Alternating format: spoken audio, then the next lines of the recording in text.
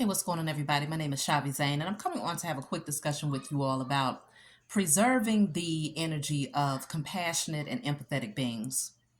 Um, so many of you all know if you're an empath or if you find that you're just a natural giver, that there have been many times in your life where you felt like what you do has gone underappreciated or unappreciated, and that who you are at your core is undermined and devalued. What made me have this bring up this discussion today is I have a daughter, one of my daughters actually. My oldest daughter has always been a giver. Like since she was much younger than she is now, she's always been the type of person that would share anything that she had. She was not selfish, and she's always trying to find a way to make situations better for everyone else around her. So today, she came to me and she was like, "Mommy," she said her oldest brother had asked her to go and write down the Wi-Fi password so he could put it into one of his electrical devices or whatnot.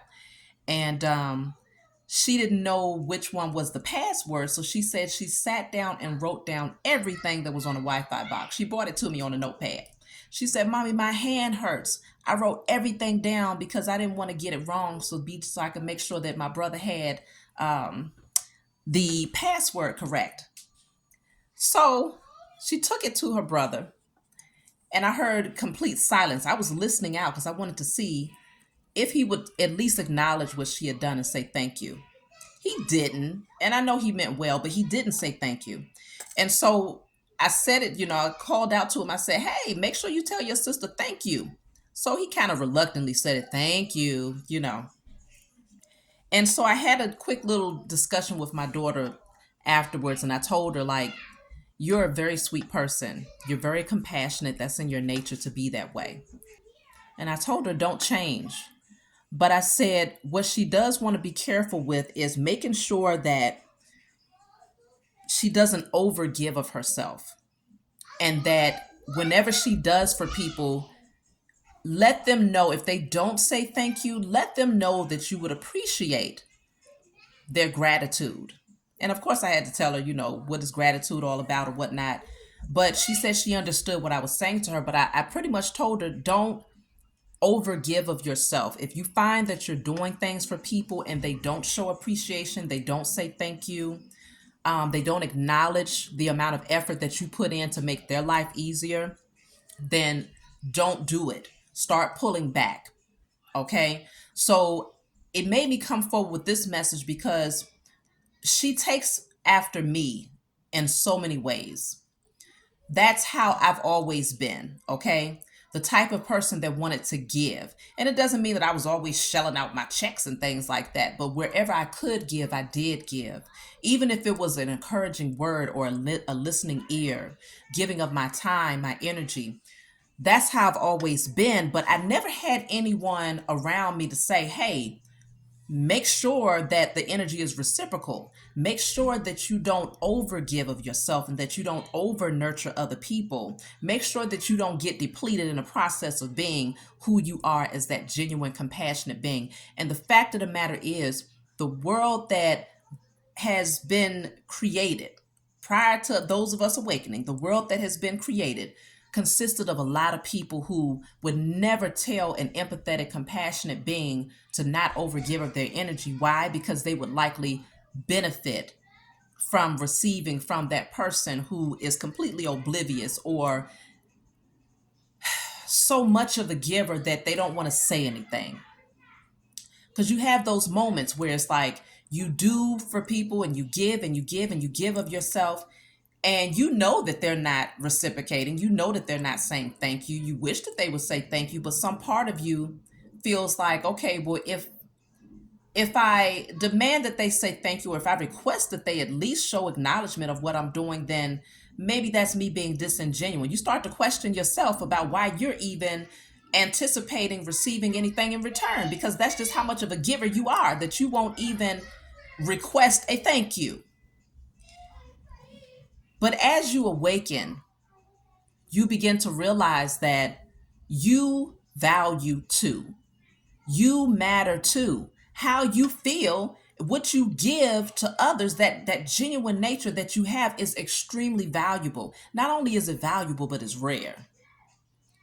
Being an empath and a compassionate being has become a rare thing, because what has been created in society is a lot of people who are about me, me, me. How can I gain off of you? What can you do for me? Okay. And it's so important to value people who are compassionate and empathetic, because they have the potential to become extinct if you don't start valuing them now. Teaching your children, if you have children and you notice, because you'll know, it's like they come out a certain way. You know, when you have a child that might be amongst, if you have multiple children, when you have one that's going to just be that type of person, that's empathetic, that's compassionate. They just are a natural giver. You have to start young by reminding them, hey, do you feel appreciated? Do you feel acknowledged? And if you don't feel acknowledged, it's okay to openly express that. You don't have to suppress it and sit on it and say, okay, well, if I ask this person to say thank you, or if I tell this person that I would like for them to show some sort of gratitude, does that take away from what you're doing? No.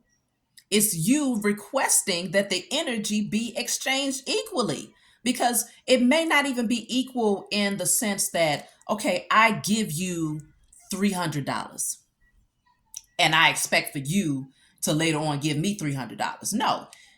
Generally, a person who is compassionate and empathetic, just naturally, you may give $300, and the only thing that you want back is for that person to say, I appreciate you. Thank you.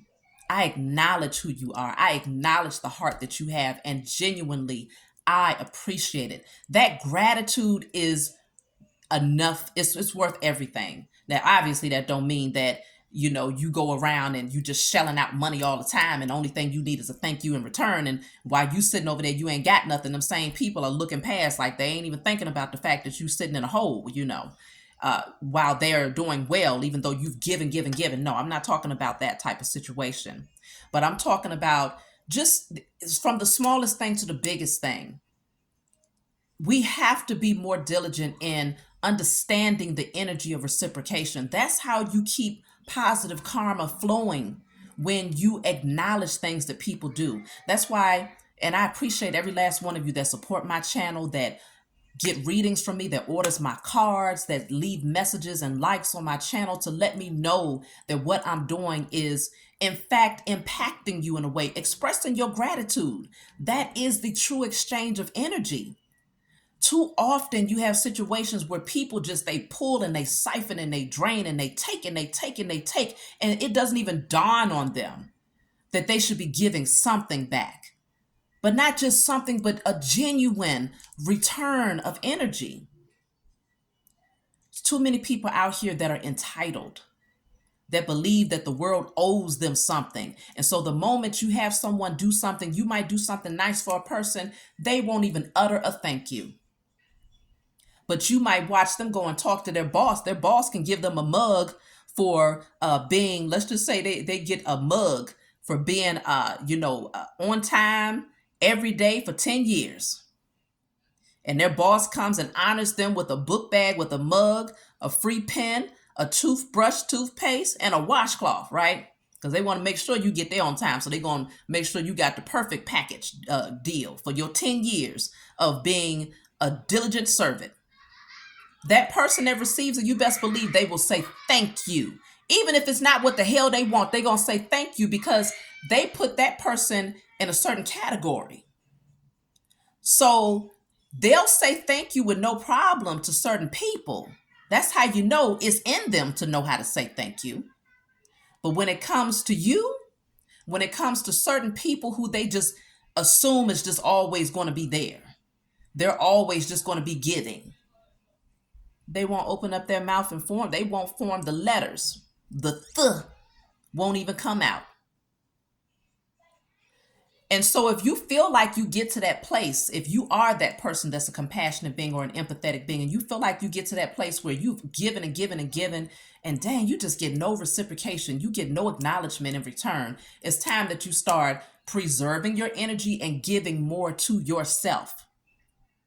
Because you giving to yourself, you get blessed for that just as much as you get blessed for giving to others. People don't realize that. A lot of times we tend to forget. The Most High Mother and Father acknowledges all genuine giving from the heart. So if you're genuinely giving back to yourself and pouring into yourself, you get blessed for that too. It's not just about sowing seeds to others.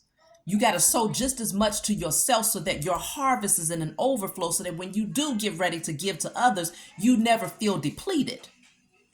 Especially when you end up giving to those who really don't appreciate it. But once you find that they don't appreciate your kindness and who you are as a person, then you completely pull back. Don't give of yourself in that way anymore. Find someone else to give to who's going to be reciprocal of it, where you will not feel depleted in the future. That's all a part of the journey. It's all a part of the transformation. And it's one of the major lessons that does not get taught to us by practically anyone. Because again, those people who you grow up around, who are in your intimate circle, they will not, more than likely, most of the time, unless they were in your shoes, most of the time, they will never tell you, don't overgive of yourself. Because too many of them benefit from you being oblivious and ignorant to that fact. So I'm here to tell you. And for those of you who are the receivers, because there's nothing wrong with being a receiver. If we didn't have receivers, then there would be no use for givers. But it's so important to reciprocate the energy. Keep good karma flowing by expressing genuine gratitude when people do things for you. Because nobody has to do anything for another person. Everybody can sit back and be selfish. But if we end up in a world where there's all selfish energy and it's all take, then there's no balance of the masculine and feminine energy. And where there is no balance, there's only chaos. And so we can't afford to live in a world where there's no longer any givers, but just make sure that you don't make the givers become extinct. Don't make compassionate beings, empathetic beings become extinct, because a world without compassionate, empathetic beings is a world that is lifeless, is dead, is low vibrational. There's no room for growth or expansion. It's just cold as hell.